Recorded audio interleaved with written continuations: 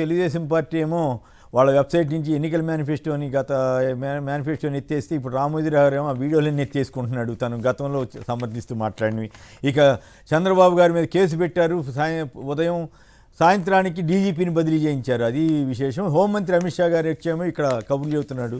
వీటన్నిటి మీద మనం మాట్లాడదాం. ముందుగా విజయబాబు గారు చెప్పండి, ఏమిటి పొద్దున్న కేసు, సాయంత్రానికి డీజీపీ బదిలీ, దీంట్లో ఏమైనా మతలబు ఉన్నట్లా లేనట్లా? ఈనాడు ఆంధ్రజ్యోతి రాస్తున్న పచ్చి అబద్ధాల గురించి రోజు మనం విశ్లేషించుకోక తప్పట్లేదు. ఇంత జరిగిన తర్వాత కూడా చంద్రబాబు గారు అవే అబద్ధాలు ఎట్లా చెబుతున్నాడు? వీళ్ళు ఎట్లా కంటిన్యూ చేస్తున్నారు? హోంమంత్రి పక్కన అదే హోంమంత్రి మీద వీడియో మార్ఫింగ్ చేశారు, ఆయన అన్న మాటలు అన్నట్టుగా చెప్పారని కానీ టక టక టక టక ఎన్నికల సంఘం స్పందించింది, 3 మందిని అరెస్ట్ చేశారు. అదే జగన్ గారి మీద, ఏపీ ప్రజల మీద దుష్ప్రచారం చేస్తే వాళ్ళని పక్కన కూర్చోబెట్టుకున్నాడు హోంమంత్రి గారు. పోని రాజకీయం అనుకుందాం, కానీ వెంటనే సాయంత్రానికి డీజీపీని ఎట్లా బదిలీ చేస్తారండి? ఎంత ఘోరమా? ఈ రకంగా బీజేపీతో పొత్తు ఇందుకోసమేనంటారా? బీజేపీతో పొత్తు కోసం చంద్రబాబు నాయుడు గారు తహతహలాడిందే రేపు భవిష్యత్తులో తన మీద కేసులు రాకుండా తన రక్షణ కోసం, తర్వాత ఏంటంటే ఇలాంటి మ్యానిపులేషన్స్ కోసం అని చెప్పనే చేశాడు. తర్వాత అమిత్ షా గారి ప్రసంగం కనుక చూస్తే ఆయనకు స్లిప్ రాసి ఇచ్చారు. పాపం ఆయనేమో పర్యటనలో అటు తెలంగాణ ఇటు ఆంధ్ర చాలా టైట్ షెడ్యూల్ పెట్టుకొని వచ్చాడు. వస్తే వీళ్ళు స్లిప్ మీద రాసి ఇచ్చింది ఆయన తడుముకొని చదువుతున్నాడు తప్ప ఆ సమస్యల మీద వాటి మీద అవగాహన ఉండి ఒక ఫ్లోతో మాట్లాడినట్టే కనపడలా. పూర్తిగా చూస్తూ చదువుతూనే, అది కూడా తడబాటుతో చేశాడంటే ఏదో మమ అని చెప్పని ముక్కుబడిగానే వచ్చి మాట్లాడిన ప్రసంగమే తప్ప మరొకటి కాదు.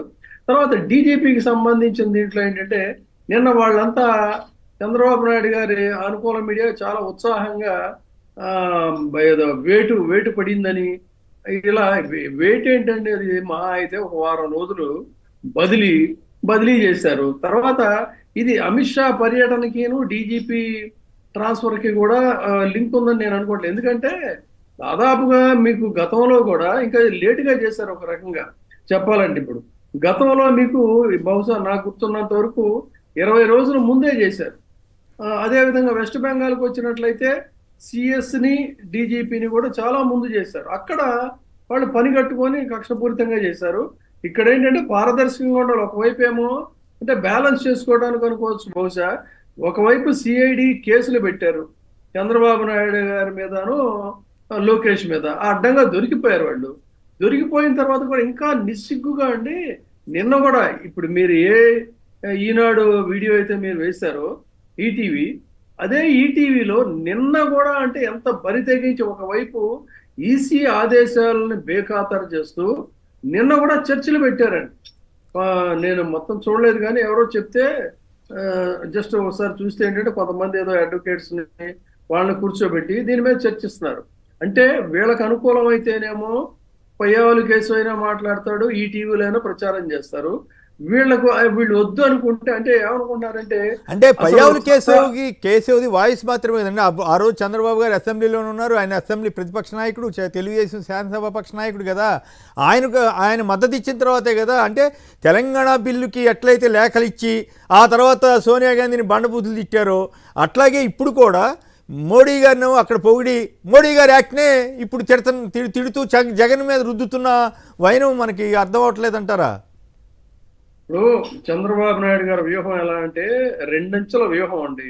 ఒకటేమో దుష్ప్రచారాలు చేయటం, పాజిటివ్గా ఉన్న వాటి మీదేమో నెగిటివ్ ప్రచారం చేసుకుంటూ వెళ్ళడం అనేటువంటిది ఒకటి. తర్వాత ఏంటంటే తనకు అనుకూలమైనటువంటి కులశక్తుల్ని, ఫ్యూడల్ కులశక్తుల్ని ఒక్కొక్క సమయంలో ఒక్కొక్కళ్ళని ఆవాహన చేయటం. మనం వరుసగా క్రోనలాజికల్గా చూస్తున్నాం, మళ్ళీ మనం చెప్తున్నాం రేపు పొద్దున ఇంకొక క్యాండిడేట్ కూడా దిగుతాడని. సరిగ్గా అదే రకంగా దిగుతున్నాడు. అంటే ఇది ఇలాంటి ఫ్రస్ట్రేషన్స్ అన్ని ఎందుకు వస్తాయి? జనాదరణ కోల్పోయినది. ఇందాక మీరు ఒక వీడియో వేశారు, ఆ పేద మహిళ మాట్లాడుతుందనేమో ఒరిజినల్. తర్వాత ఇప్పుడు టీడీపీ కూటమి పబ్లిసిటీ చేస్తుందండి. ఆ పబ్లిసిటీలో ఒక వయసు మళ్ళినటువంటి ఒక యాక్ట్రెస్, చాలా హెల్దీగా కంఫర్టబుల్గా ఉన్నటువంటి ఆవిడ చెప్తుంది ఏంటంటే పెన్షన్స్కి సంబంధించి బాబు వస్తున్నాడు మనకి ఇంత పెన్షన్ ఇచ్చేస్తాడంటే, అదేమో నటన, ఇందా మీరు చూపించిందేమో ఒరిజినల్. సో అసలీ నకిలీ అనేటువంటిది ఆ తేడా చూడొచ్చు. అందుకని అసలు వాళ్ళ పబ్లిసిటీ కూడా ఎన్ని పచ్చబద్దాలు అనేది సరిగ్గా వాళ్ళే బాధితులే గ్రహిస్తారు, మనం కాదండి. పెన్షన్స్ కు సంబంధించి ఎంత కష్టం పెట్టాడో వాళ్ళకి ఎంత కడుపు కోత కోసాడో దానికి ప్రతిఫలం అనిపించే పరిస్థితి వస్తుంది. 1,945 కోట్ల రూపాయలు పెన్షన్స్ బెనిఫిషియర్స్ ఉన్నారు. ఆ బెనిఫిషియర్స్ ఇప్పుడు నువ్వు వచ్చి నక్క గనక ఏదో ప్రవచనాలు చెప్తే ఎలా ఉంటుందో ఆ రకంగా పబ్లిసిటీ పేరుతో నువ్వు నక్క మాటలు చెప్తా ఉంటే నక్కను విశ్వసించేది ఎవరుంటారండి? ఆ రకమైనటువంటి పబ్లిసిటీ చేస్తున్నాడు. పబ్లిసిటీ అనేటువంటిది ఎంత కారు చౌకగా ఉందంటే కనీస మానవ స్పృహ ఉన్నటువంటి ఎవరికైనా సరే ఇంత బద్నాం చేస్తున్నాడు, ఇంత బద్మాష్ కబుర్లు చెప్తున్నారు వీళ్ళు అనేది వాళ్ళే చెప్తారు, మనం కాదు. కాబట్టి ఇక్కడ జరుగుతున్నది ఏంటంటే విష ప్రచారం. ఈ విష ప్రచారం ఇంకా ఎక్కువ రోజులు ఏమి ఉండదు, ఒక మహా అయితే ఇంకొక వారం రోజుల్లో విష ప్రచారానికి తెరపడుతుంది. ఇంకొకటి ఇక్కడ యావత్ రాష్ట్ర ప్రజలు గమనించాల్సింది ఏంటంటే ఇవాళ జగన్మోహన్ రెడ్డి గారు ప్రజల ముందుకెళ్ళి నేను మంచి చేశానంటే మీరు నాకు ఓటేయండి అని చాలా ధైర్యంతో అడుగుతున్నారు ఆయన. తర్వాత ఆయన వెనక ఉన్నటువంటిది పీడిత తాడిత జనాలు సంక్షేమ పథకాల ద్వారా బెనిఫిట్ పొందినటువంటి వాళ్ళు ఆయన అనుకున్నారు. మరి చంద్రబాబు నాయుడు గారిని గుండె మీద చేసుకొని ఈ రాష్ట్రంలో ఏదో హైప్ క్రియేట్ చేస్తున్నారు కదా, మాకు ఇన్ని సీట్లు వస్తాయి అన్ని సీట్లు వస్తాయని. ఏ ప్రాతిపదికన వస్తాయి? నీకున్నటువంటి వర్గాలు ఎవరు అది చెప్పమనండి. ఇదే విధంగా ఇప్పుడు మనం చెప్తాం జగన్మోహన్ రెడ్డి గారు వెనక ఉన్నటువంటి ఒక పెద్ద స్థాయిలో ఉన్న ఓటింగ్ ఫ్యాక్టర్ ఎవరంటే లక్షల సంఖ్యలో ఉన్నటువంటి పెన్షన్ బెనిఫిషియర్స్ ఉన్నారు. యంగ్స్టర్స్ బ్రహ్మాండమైనటువంటి దాదాపుగా 4.5 ఏళ్ళు పైగా సమాజ సేవకు అంకితమైనటువంటి వాలంటరీ వ్యవస్థ వాళ్ళు ఉన్నారు, దళితులు ఉన్నారు, మీరే ఇందాక చెప్పినట్టుగా ముస్లిమ్స్ ఉన్నారు, అశేషమైనటువంటి జనాలు. ఈ జనాలందరూ నాకు ఉన్నారని ఆయన చెప్తున్నాడు. ఎవరున్నారు చెప్పమనండి. నీ వెనకాల ఉన్నటువంటి నీకు విష ప్రచారం చేసేటువంటి నీ మీడియా, నీకున్నటువంటి కులశక్తులు తప్ప మాసెస్ లో ఎక్కడ ఉంది చెప్పండి? మాసెస్ లో ఇలాంటి పనికి మాలిన పనులు చేయడు. జనం కనుక మద్దతు ఉంటే మీకు గుర్తుందా లేదా? మీకు బాగా గుర్తుంటుంది, రెండవసారి రాజశేఖర రెడ్డి గారు ఎలక్షన్స్ జరిగినప్పుడు ఏం చేశాడంటే ఇంకా 2 రోజుల్లో ఫలితాలు వస్తాయనగా ఇప్పుడు హైప్ క్రియేట్ చేస్తున్నదని నేను గుర్తు చేస్తున్నానండి. చంద్రబాబు నాయుడు గారు చేసే హైప్ ఏ విధంగా ఉంటుందంటే పచ్చిది దుర్మార్గంగా భారీ స్థాయిలో మిమ్మల్ని ఇప్పుడు మనం ఎడిటర్స్ గా ఉన్నాం. ఏం చేశాడంటే ఎడిటర్స్ అందరినీ కూడా ఎడిటర్స్ తో మీట్ అని పిలిచాడు. కేవలం ఎడిటర్సే కాబోలు అని చెప్పని మనం వెళ్ళాం.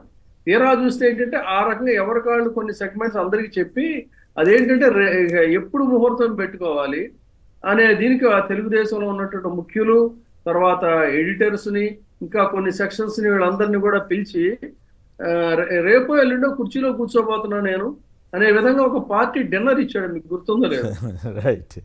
మీతో కూడా మాట్లాడాడు ఆ రోజు. అంటే ఉత్సాహం అనమాట. ఎందుకని ఈ పనికి మాలిన ఈ హైప్ క్రియేట్ చేస్తారు. ఆ హైప్ క్రియేట్ చేసేసరికి ఆశపడతాడు, కానీ పబ్లిక్ లో ఒక ఇమేజ్ ఉండాలి కదండి. ఆ ఇష్యూస్ లోకి మళ్ళీ వెళ్దాంలేండి విజయబాబు గారు. ఇప్పుడు బేసిక్ గా ల్యాండ్ టైటిలింగ్ యాక్ట్ మీద చంద్రబాబు రామోజీరావులు చెప్పిన అబద్ధాలు బయటకు వచ్చేసిన తర్వాత కూడా వెంటనే కేసు పెట్టిన సాయంత్రానికి డీజీపీని బదిలీ చేయడం మనం ప్రధానంగా మాట్లాడదాం. ఈటీవీలో మళ్ళీ చర్చలు పెడుతున్నారు. దుర్మార్గం. అయితే వాళ్ళ మీద కూడా కేసులు పెట్టాల్సిన అవసరం ఉందా లేదా అనేది మీలాంటి లాయర్లు చెప్పాలి.